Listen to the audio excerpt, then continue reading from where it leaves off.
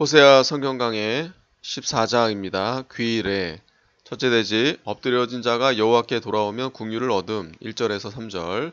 둘째, 여호와께서 회개하고 돌아오는 백성을 소성시켜 주심 4절에서 8절. 셋째, 의인이라야 여호와의 도에 거함 9절입니다. 1절, 이스라엘아 내 하나님 여호와께로 돌아오라. 내가 불의함을 인하여 엎드려졌느니라. 너는 말씀을 가지고 여호와께로 돌아와서 아뢰기를 모든 불의를 제하시고 선한 바를 받으소서. 우리가 입술로 수송아지를 대신하여 주께 드리리이다.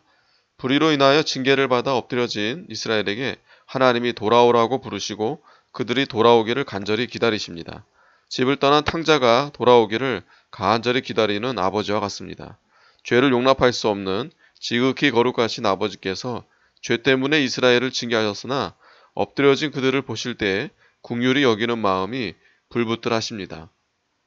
그러므로 성도가 엎드려졌을 때 가만히 있지 말고 즉시 회개하고 하나님께로 돌아가야 합니다. 그리하면 하나님께서 자비로 일으켜 세워주십니다. 말씀을 가지고 여호와께 돌아오라고 했는데 말씀은 언약의 말씀입니다. 즉 복음을 가리킵니다. 예수 그리스도의 복음을 믿고 여호와께로 돌아오는 자는 하나님이 용서해 주시고 구원해 주십니다.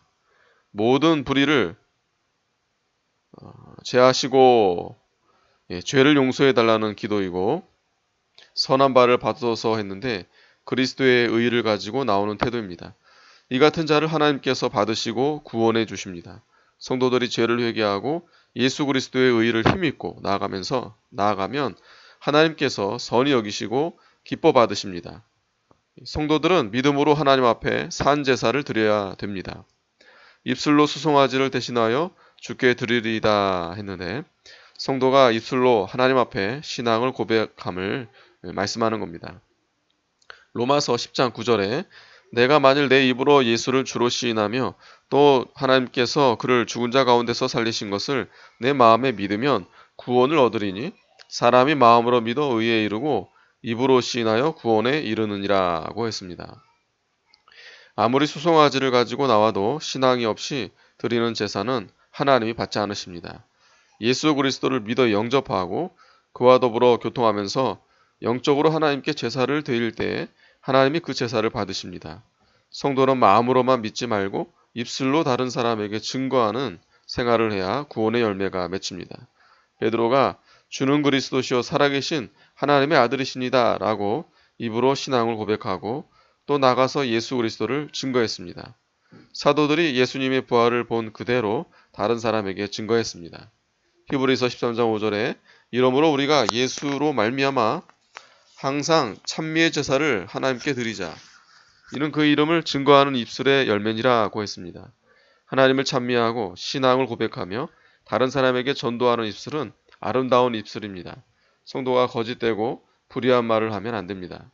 이사야 6장 5절에도 그때에 내가 말하되 화로다 나여 망하게 되었도다.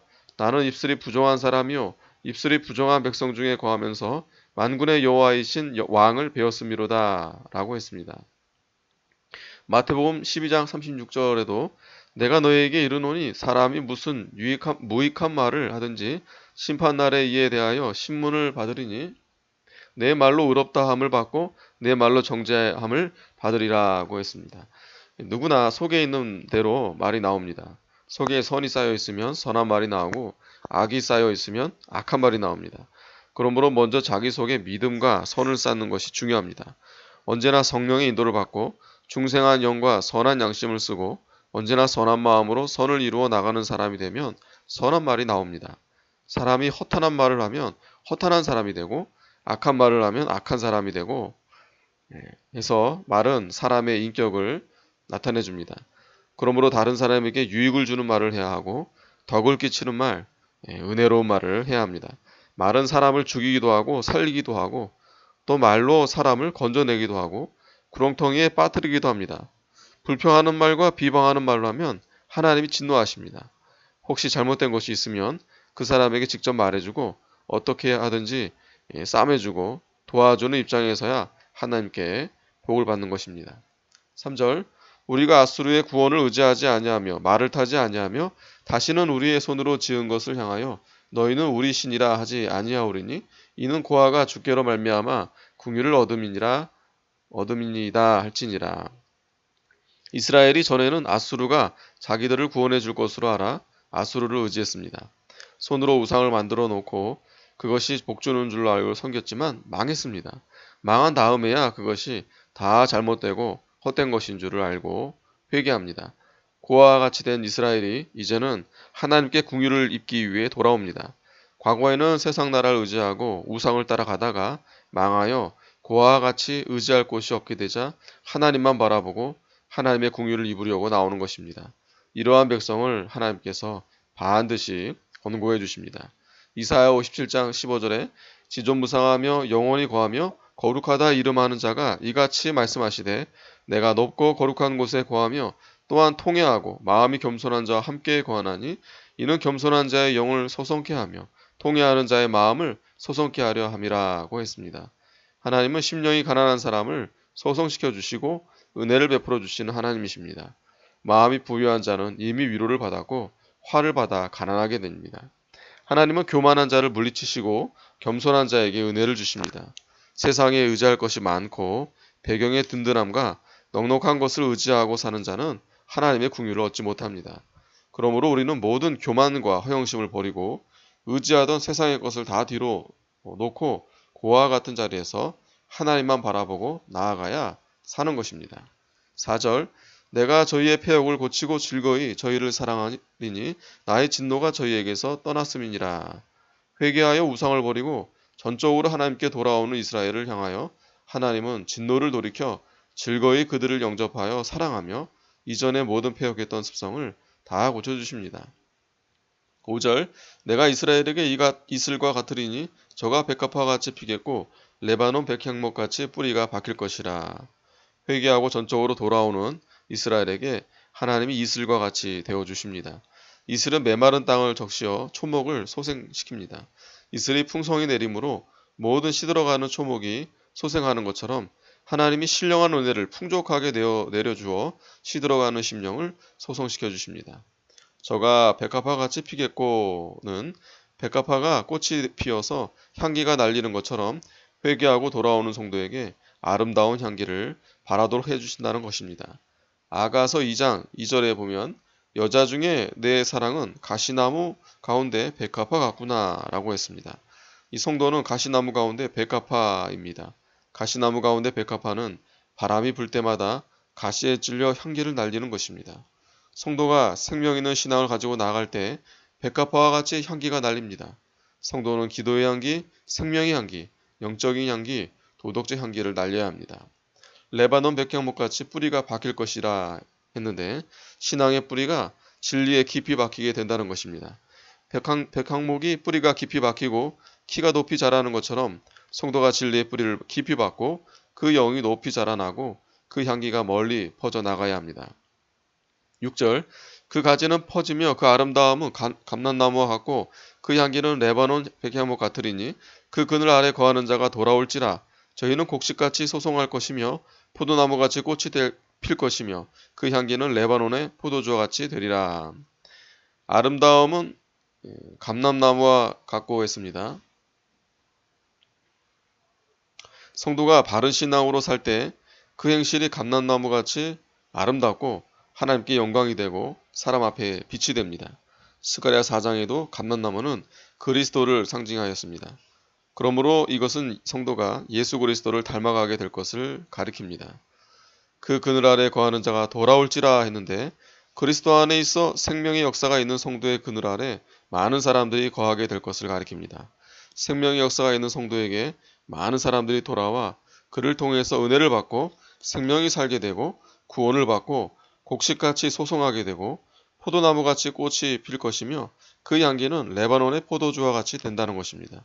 처음엔 한 사람이 믿지만 그 사람에게 생명의 역사가 있으면 그 사람을 통해서 많은 사람이 하나님께로 돌아옵니다.